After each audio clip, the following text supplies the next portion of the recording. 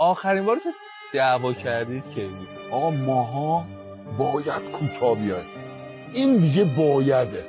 من خدا شده با ماشین اس نمیبرم، با ماشین مدل بالا اومدم 4 تا ماشین رد کردم، یه پراد تو 4 تا جوون 17-18 ساله دستشو گذاشت رو بوق.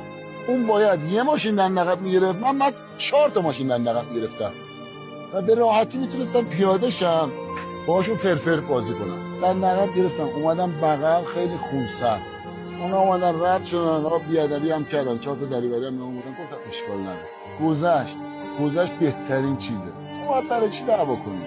وقتی من میبینم یارو میتونم بغلش کنم، ماچش کنم، بهش انرژی مثبت بدم. ای کاش یاد بگیرن جواب. من نظرم اینه که قبل اینکه این سایز بازو بره بالا، اینو سایزش رو بریم بالا که همخوری داشته باشه با این. من میگم بخشیدن لطفیست به خود نه به دیگران، با شعار این که اگر او لایق بخشیدن نیست من مستحق رها شدن هستم، میتونیم آدم رو ببخشیم.